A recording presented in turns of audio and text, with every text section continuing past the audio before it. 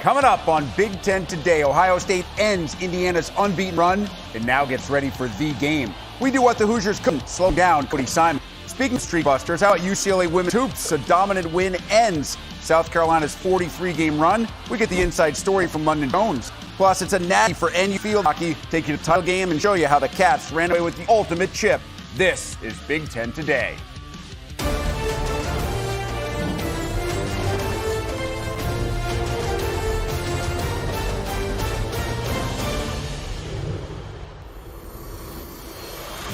With that, welcome inside this week opening edition of Big Ten Today, presented by Gatorade. Rick Pizzo, Howard Griffith alongside. After a weekend of complete chaos in college football, 5 of the top 16, 6 of the top 20 in the CFP, all going down.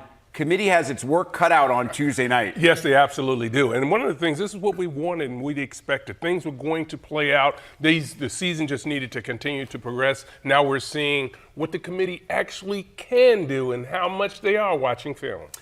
Let's welcome in the third member of our team, Yogi Roth. Yogi spent the weekend watching Caleb Johnson and Iowa run wild against Maryland. And knowing Yogi, I bet he took a quick flight home to get back to the West Coast to be local and watch USC knock off UCLA to become bowl eligible. Happy Monday, Yogi.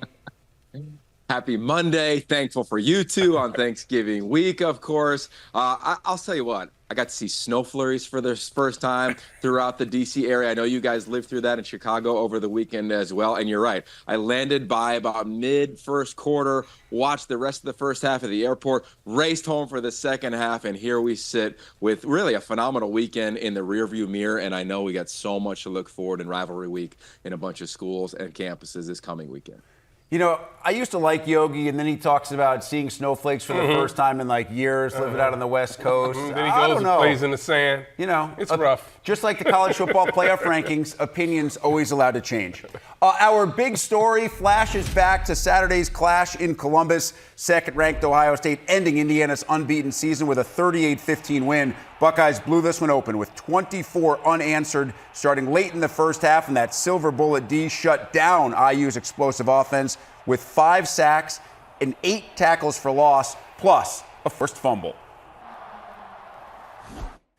And linebacker Cody Simon had 2.5 of those sacks, 10 total tackles in the win over IU. Kind enough to join us on what I know is a very busy, very important week for everybody in scarlet and gray. We'll get to the Michigan game in just a second, Cody, but I want to start with the defensive performance by you and the entire team on Saturday. What was the approach heading in against an Indiana team whose offense had really been explosive all year long? Yeah, so we knew they were going to be a good offense, and they were going to come and try to attack us. We started off kind of slow, but our main focus was just to settle in and play our game. And I just appreciate all my teammates, all my coaches, because they really prepared us really well for that game. You mentioned the somewhat slow start. Indiana gets the perfect start. They force your offense 3 and out, then they march down the field and score. What was that conversation like on your sideline after they found the end zone early? It really was just to settle in. I mean, you can't really panic too much when you're in a game like that because these teams are good. Like there's no bad teams out here. So when situations like that happen, you got to take the punches and then just line back up, put the ball back down, and keep playing. As a guy who's not just expected to be productive on the field, but also a leader off the field, how much of that is you and the other veterans on this team making sure that no matter what happens in that first 7-8 minutes, everybody realizes how much time is left in the football game? It's super important, and I appreciate Coach Day because he really tries to hold the leaders accountable, and he wants us to be able to step up and be the voice and be the vision in the front. And I just appreciate all the coaches because they give us that trust, and all my teammates, they trust us, and we just want to go out there and get the job done. Indiana's quarterback Curtis Rourke had stayed pretty clean all year long. How were you guys able to get so much pressure throughout the afternoon? I think one of the big parts about that was the stadium, the crowd. They played a big factor, being able to make them go on silent and kind of taking advantage of that. And, it makes a big difference in the game. And so I think, being able to just get pressure on them and find ways to get through the O-line, and it really helped us, and it made a big difference in the game. I know you never stop going until you're 60 minutes in and that final whistle blows, but was there a point second half, maybe into the fourth quarter, where you and this defense really realized you were getting pretty much anything that you wanted on most plays? Yeah, I mean, we just wanted to stay focused. I mean, we always have a standard, and we always want to uphold that. And so, no matter what the time is, no matter what the situation is, we always just want to attack. And, we got it through the middle of that game. We got a good opportunity to flip the game there. And, I'm just happy that our team could pull it out. Cody, there was so much talk about Indiana heading into this game. I think with Ohio State, it's a known, it's almost a given that you guys are going to get to this point, that late in the year there are going to be important, meaningful games. It was a different story for Indiana, and so a lot of the conversation was focused there. Did you guys notice? Did you care? Did you use that at all as motivation? Yeah, I mean, we always try to tune the noise out, tune everything outside the woody that's not important to us. We try to tune it out. Obviously, you hear stuff. Everyone has social media these days, but our focus is just to play our game. Like we're not really worried about what other people do. We always talk about it's about us, and just playing our game. And when we execute and do what we're supposed to do, we usually like the result, and we play hard, and we really just try to do our job right. So that's pretty much what happens. I know every game before the game is a little bit different, so I'm curious, how long did you celebrate the win over Indiana before you started to focus on the arch rival? It's we celebrate a little bit because I mean, it's you can't take top 5 wins for granted. But we all knew in the back of your mind, you always know like that game's coming. And I mean, for everybody, that's the reason you really come here. So, it was a short but sweet celebration, and then we know what's on to next, and we're just getting prepared now. I know this is probably almost an impossible question to answer, but what is the best way for someone who has been part of this rivalry as often as you have to describe what the week leading up to the Michigan game is like for a Buckeye? It's honest. I mean, yeah, it's hard to describe, but it really is surreal because it all happens so fast. I think the biggest thing to do is really to try to prepare like you prepared every other week. But the rivalry and the emotion around the game, it makes everything so much more, I guess dramatic. And but we're really our focus is just to keep our same way we've attacked each week this year, and try to go and attack them the same way we can. And so that's really the goal. Now, you did tell me earlier this fall that this game was one of, if not the biggest reason that you came back. Same story with Jack and Denzel and JTT. So how do you balance all that emotion throughout the course of the week while you practice and get ready and still be ready to peak on Saturday at noon when it kicks off inside the shoe? I mean, all the work we've put into the offseason, I mean, it all really accumulates to this moment here. I think the biggest thing is to not, overstress or do too much, like do more than you have to. A lot of people like kind of press a little bit when it gets around these moments, but I think we're at our best when we play free. We know what's at stake, but we want to play aggressive, play fast, and I think when we're able to do that, we're at our best. So that's going to be our focus this week. I asked about your leadership during the Indiana game. I'll ask about it this week as well. Captain, Block O. So what's your role this week? Maybe more off the field than it is on the field, getting to Saturday afternoon. I think the biggest thing is a mentality. We have to go into this game to prepare for the most violent, most physical battle we've had all year. But just getting guys mentally ready for that fight. And, we know this game is so much tradition, so much emotion to it. So just be prepared for that when that moment comes, and just to take your shot and don't be afraid to make a play. So we'll finish here. What would it mean for you, for everybody on this team, especially the guys playing Michigan for a 4th straight year, to get those pants and to earn yourself a spot in both the title game and certainly in the college football playoff? It means everything. Like I can't really describe exactly what it is, but it's just it will be everything that we ever wanted really as a team. So I mean, that's our goal. We're going to push, do everything we can to achieve that goal, and we'll be ready for it. That one word, everything, it speaks absolute volumes for Cody Simon and the Buckeyes as they get set for the Michigan matchup at home this coming Saturday. Cody, as always, we truly appreciate the time. Wish you and the team the best of luck this weekend. Thank you, guys. Go Bucks. And so while we wait for Tuesday night for the rankings that really matter from the College Football Playoff Committee, you see the top 25 has been released after Week 13 results. Oregon, Ohio State staying 1-2. Same with Penn State at number 4. Indiana does drop to number 10. Illinois up a couple of spots to number 22 after that dramatic win over Rutgers. We'll get to that game a little bit later in the show. But first, Yogi, let's talk more about Ohio State's win over Indiana. It was a top 5 matchup, and I think we saw, especially in the second half, there still is a little bit of a talent gap between these two teams. And we also saw Indiana in a situation it had never been in against a team this good in an environment quite like the one that Cody Simon just described.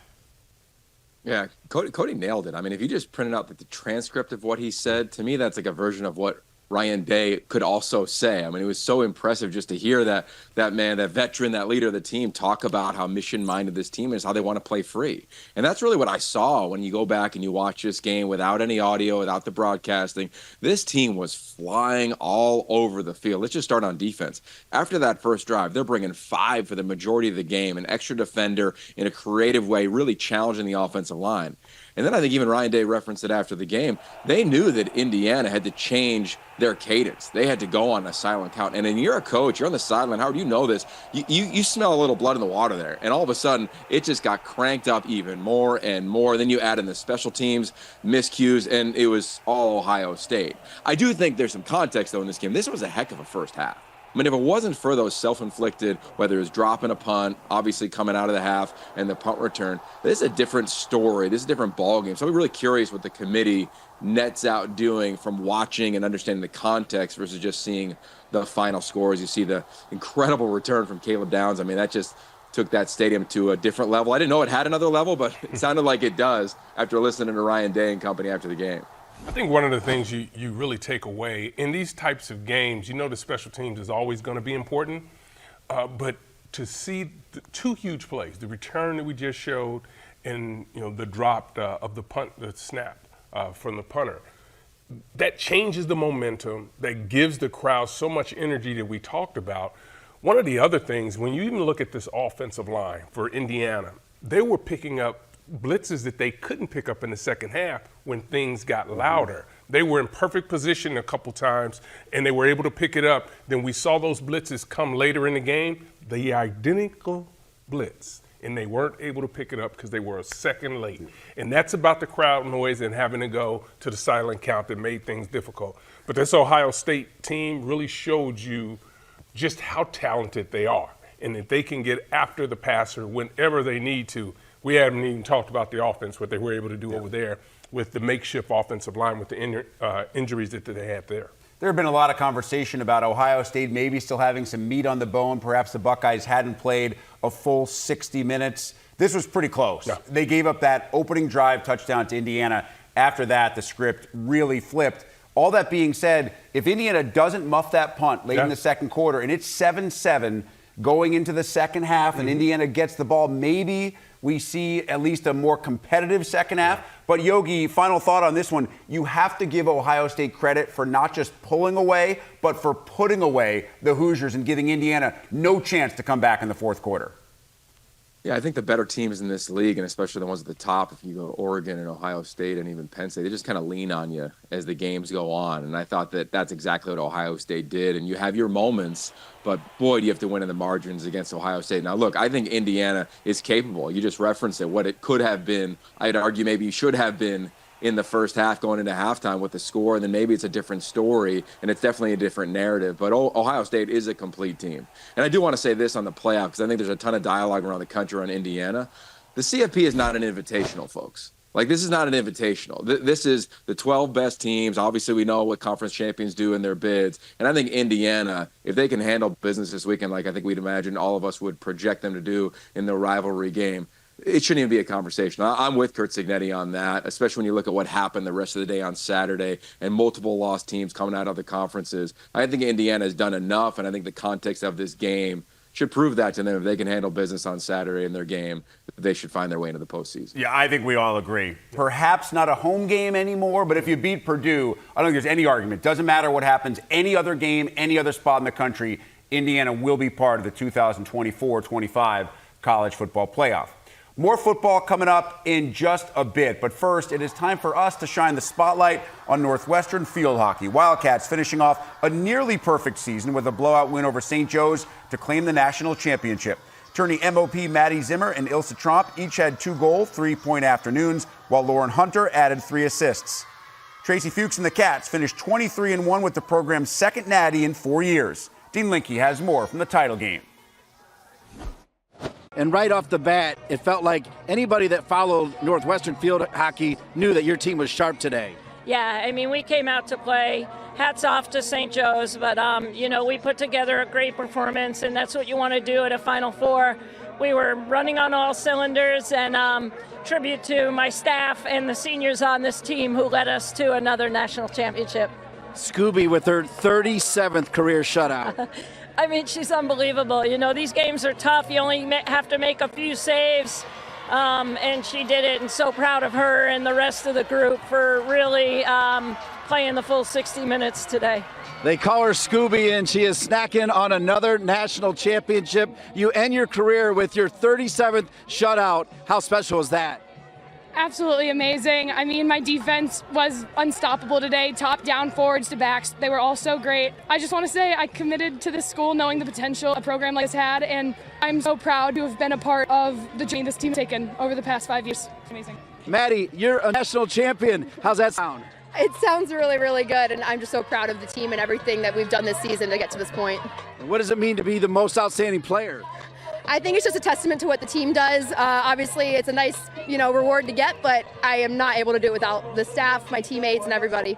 That includes the back line. Ilse Tromp was huge today. Talk about her. I mean, Ilse has just grown so much as a player since I've known her. I had the opportunity to watch her last year, and she was amazing. And then being able to be her teammate, she's just a great person on and off the field, and really happy she's anchoring our backfield.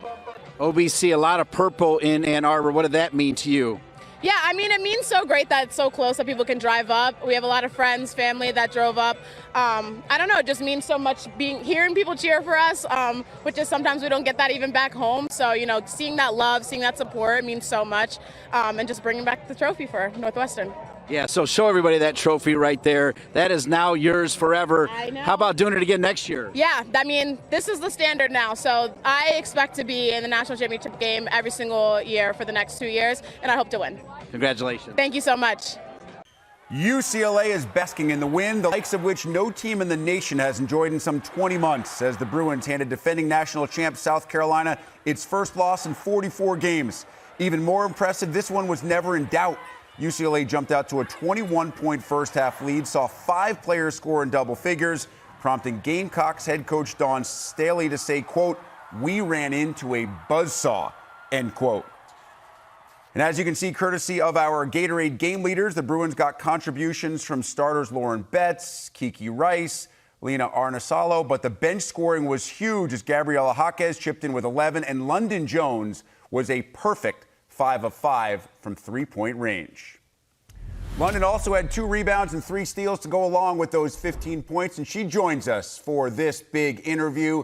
Londynn, first and foremost, thanks for the time. Congratulations. What was the feeling like on Sunday afternoon? Just an amazing feeling, honestly. I think just the environment, everyone coming out, the support that we had, it means so much to us. So appreciative of everyone that came out, but we had a blast for sure. I know some teams heading into play against South Carolina looked scared. South Carolina had won the game sometimes over the past year and a half before it even started. You guys looked like you belonged from the jump. What was the mental approach heading into a matchup against the top team in the country? Yeah, South Carolina is a really good team, and so are we. And we knew what we have. We have a great team. So do they. So, just preparing for that, the mentality of knowing who we are, and just going out there and doing what we're doing, and executing what our scout was. You know, I spoke with Kiki last week, and she retold a story of Coach Close. I think it was last year, dressing up in a full football uniform with eye black to get you guys motivated for a big-time game. Was there anything special for motivation this week? No, nothing special, honestly. We had great preparation, so shout out to the coaches. But the team was locked in all week, so I think that's what set us apart, and we were just able to execute what the plan was. and execute right from the start. You jump out to a 15-2 lead. You knock down a three-pointer that forces South Carolina coach Dawn Staley to call a timeout. What are you guys thinking at that point after such a red-hot beginning to the game? Yeah, we were ready. There's the mentality going in. We believed we were the better team, and I think just going out there believing that and having the support staff to encourage that set us up. Do you recall what was said in that early timeout? Because a lot of times coaches will do a very important thing in warning their team that you're off to a great start, but we're 8 minutes in to what's going to be a 40-minute game. Yeah, I think just to emphasize the things that we had talked about before the game and to remind us the things that are important and that are going to get us to win. We talked about rebounding. We talked about our passion plays and just locking in on defense. But defensive rebounding was a really big thing. So we were just locked into that as well. You knocked down another first quarter three. You knocked down another late in the second as the lead starts to expand. And as I'm watching the game, sitting there with my 14-year-old daughter who absolutely loves women's college basketball, she says to me, man, UCLA just can't miss. What's that feeling like when you're a shooter and you're lining up and you just have the ultimate confidence that what you throw up is going to go down? I work on this. I work on it every day, before practice, after practice. And so the biggest thing is like just making sure I'm prepared for these moments. And so that's just what that was. But shout out to my team because, I mean, it was on them to get me those looks and they did a really great job. So take me into your locker room at the half because you're up 21. What was the conversation like?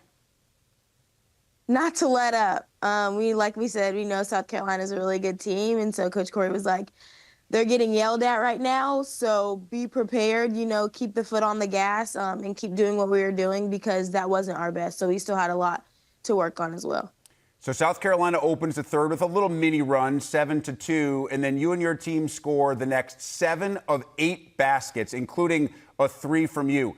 Was there any point late in the third or early in the fourth quarter where you guys started to allow yourself to actually enjoy what you were doing and what the final outcome was likely going to be? Honestly, I think we enjoyed it pretty much the whole game. I think the energy was amazing. The environment was amazing. And the environment always helps. But I think the energy that we had celebrating each other on the bench, off the bench, it was just a really good vibe. So I think that always helps and gets us going. Every coach, every team is different in how long you celebrate big-time wins. How long did you celebrate this one? Are you still celebrating a little bit?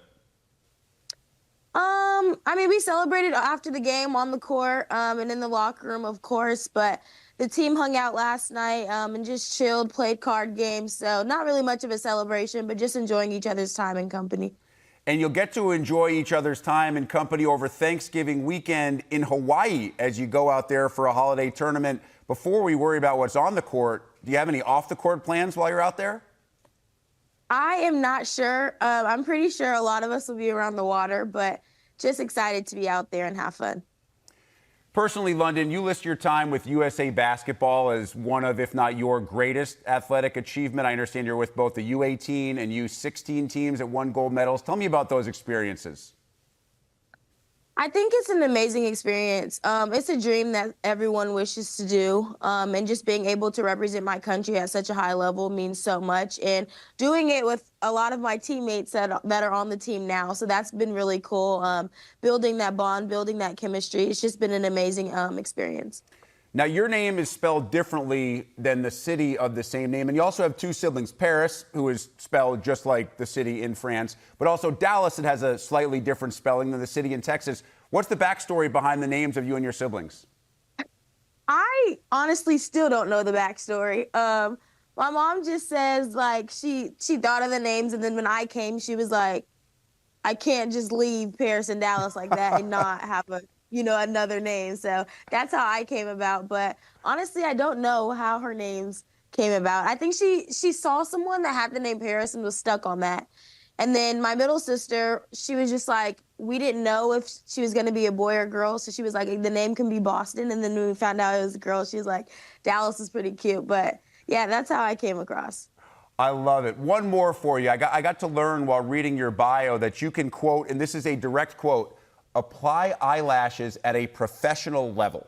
So what classifies as a professional level, and how many of your teammates have taken you up on that skill? I wouldn't say professional. Okay. But yeah, lashes are mandatory for me, and my teammates sometimes will be like, Londynn, can you do my lashes? But my team reps the lashes too, so we're all pretty into lashes for sure. Getting to know Londynn Jones a little bit. I think the nation got to know the UCLA basketball team a little bit better with that impressive win over South Carolina on Sunday. Londynn, we really appreciate the time. So awesome to watch you and the Bruins and the way you played on Sunday. Wish you and the team best of luck the rest of the season. Thank you so much.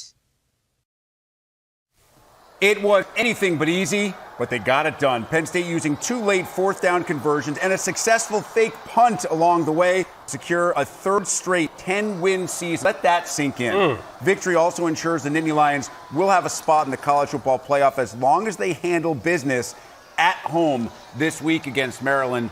Can't overstate the importance of that 26-25 win over a really game Gophers team. Rick Pizzo back with Howard Griffith and Yogi Roth. And Yogi, I know there'll be a lot of conversation about game control and that Penn State had to come back and use those 4th downs and the fake punt. At the end of the day, they went on the road to play a bowl-eligible Minnesota team and found a way to get the win. I just hope the College Football Playoff Committee understands how dangerous this Minnesota team is and doesn't punish Penn State in any way for a 1-point road victory. Yeah, well, look, for whatever it's worth to the committee, I thought Minnesota would have an upset in this game. When you looked at the schedule over the last couple weeks, they're just built that way, right? This was an incredible game to watch. It was my favorite game of the weekend to go back and study. Only 3 total penalties in the game. All 4 coordinators deserve some love. I mean, it was really impressive schematically. You saw trick plays. Of course, we saw Ty Warren all over the place. We saw some of those plays work. We saw the fake punt that you referenced. We saw a lot of unique elements, right? Greg Harbaugh calls a fake where you're thinking they're going to throw it back to an O-lineman, and Abdul Carter makes, I think, the play of the game that nobody's really talking about, and just reading it and making that play so there wasn't an explosive trick play down in the red zone area. So overall, this thing had it all. I think to your point on Penn State, again, they're one of the 3 teams in this league that just lean on people. And before you know it, if you don't take advantage of the opportunities, it's over. And that's what happened in this game. Max Brosmer, 2 turnovers that he rarely makes. Well, you can't do it against Penn State, and they took advantage of it. Their playmaker showed up like that man right there that clinched the game on that play there late. Yeah, when you need your defense to step up and make plays, they have a way of getting that done. And we talk about this a lot. When you have a defense, you can take them anywhere. That really helps you out. And you talk about leaning on people, and that's what they're able to do. And this offense has just been found so many different ways to be creative and to make plays that you know that play is coming. And when you think about it, 3 straight years with 10 wins. In this league, with as successful as Michigan and Ohio State have been the last 3 years? Yeah, and I think a lot of times fan bases can get spoiled when you think about what they've been able to accomplish. They haven't won the games that they want them to win, but this is a team that, I got to tell you, has really just gone out and taken care of business each and every week, and now they find themselves really having a chance at home to play a Maryland team that's down, to really go out and really have something to prove and show the committee just how dominant they can be in the last week. And another showcase in the Tyler Warren for New York City as part of the Heisman finalist campaign, please. Heisman voters abound on this show. You never know if Tyler may get a couple of nods from Howard, Yogi, or myself. All right, you want to talk about drama? I take you to the banks. Illinois, Rutgers. Down 1, 14 seconds to play, no timeouts. Illinois scores on a 40-yard touchdown. Luke Altmaier to Pat Bryant. Play only occurred after Greg Schiano called timeout right before an Illinois field goal try came up well short, prompting Brett Bielema to send his offense back onto the field. Yogi, I'll be very clear. I think Greg Schiano is one of the greatest coaches in all of college football. What he has done with Rutgers in not just 1 but 2 stints is really something that very few have done anywhere. I'm guessing he wants that timeout back this Monday morning. Yeah, well, I love how he addressed it, as you'd imagine, right? He's very direct and straightforward. He talked about it immediately post-game and said, like, there were times where he's used multiple timeouts to ice kickers, and it's worked. This one, it didn't work. And I think it's just a great element in coaching for Brett Bielema, and he referenced it to his kicker, and on special teams, you always kick it. Even if there's a timeout, you always try to kick it just to get a lay of the land, just to get maybe a nervous kick out of you, whatever it might be, clearly advantageous. The story for me, you referenced Tyler Warren and a possible Heisman vote. I'm with you on that, bro.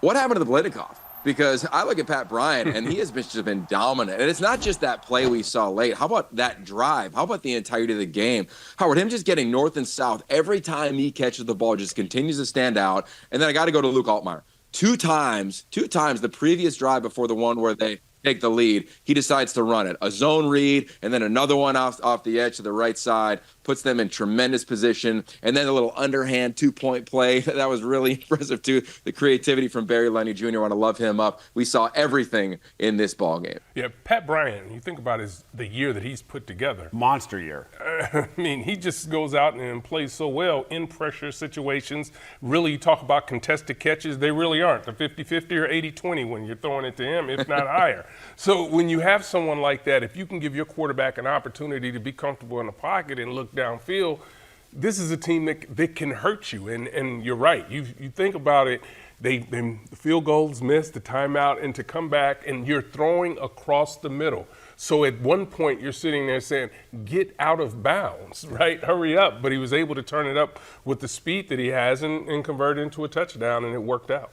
It's not an official Big Ten award, but if there were a breakthrough player award for 2024, Pat Bryant would probably be the front-runner, guy we never talked about in the preseason, just putting up crazy numbers for the Illini. Congrats to Nebraska. For the first time in some 8 seasons, the Huskers are breathing a sigh of bowl relief. Nebraska crushed Wisconsin thanks to a 3-touchdown afternoon from Dante Dowdell and one of quarterback Dylan Raiola's best efforts of the season in Dana Holgerson's second game as OC and play caller. Wisconsin, meanwhile, has now lost 4 straight, needs a win over Minnesota on Friday just to become bowl eligible. Yogi, it had been a long time, and we were wondering if that time was going to get even longer. After Nebraska's struggle, Dana Holgerson comes in a couple of weeks ago. This play calling and the play of Dylan Raiola was terrific, as Nebraska's offense really looked as good as it has all year long. I thought the team looked as confident as they did in the Colorado game back in September, right? That was when everybody got on the train, right? And it was like, here's Nebraska going to the playoff, going to go potentially win the Big Ten. And then they fell off, obviously, from that point forward in a bunch of different ways, and a lot of them were heartbreak. This one, to me, the juice I saw and the confidence, to me, is what really stood out. Okay, what's an example? How about they throw a touchdown and it's out of bounds, and then they come on back. The next 3 snaps, they take shots again, eventually do get a touchdown to extend their lead. I think the confidence, and Matt Rule referenced what Dana Holgerson has brought to this group. He's just brought an edge to them. I think that's part of what the air raid coaches do. Remember, the air raid is a philosophy, not a scheme, and it's an attacking philosophy.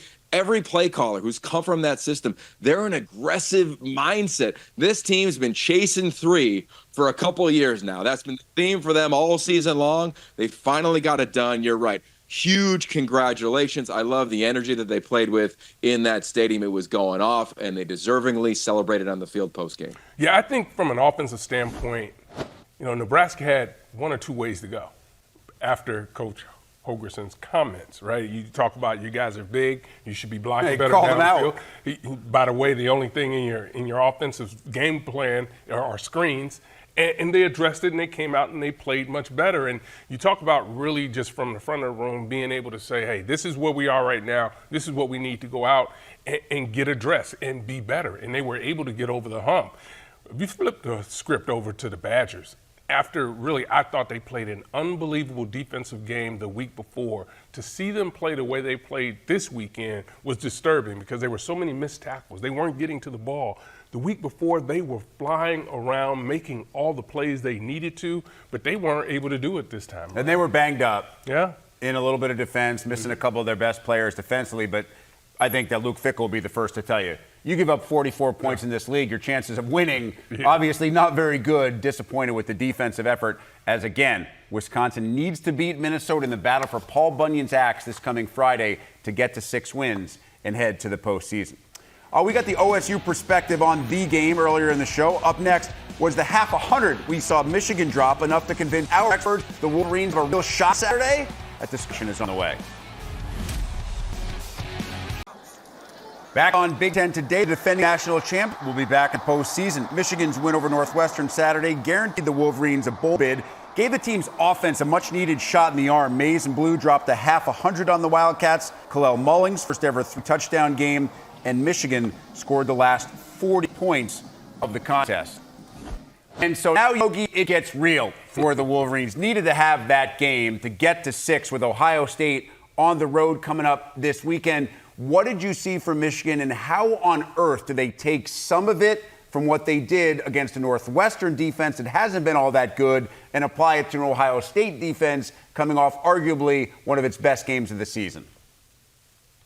Well, in advance of the game that you're referencing, I think the first half mirrored a version of Ohio State, Indiana. I mean, this is a pretty good game in the first half. You go back and you study it. You just see the score and you're like, whoa, what happened here? And Northwestern had their opportunities, but again, margins are so small for this squad, and Michigan just took tremendous advantage of. And I want to give their quarterback, Davis Warren, a ton of credit. I think their offensive line did a nice job. But again, they just got after it with their defensive front. I mean, they just continue to find ways to penetrate backfields, make life challenging.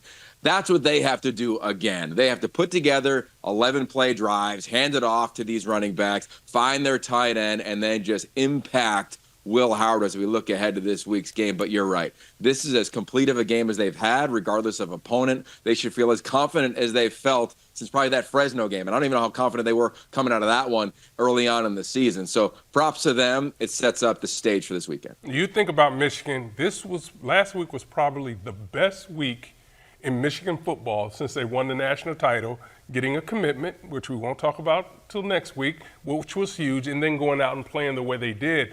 This is a team that's needed to really generate some buzz and get back to it.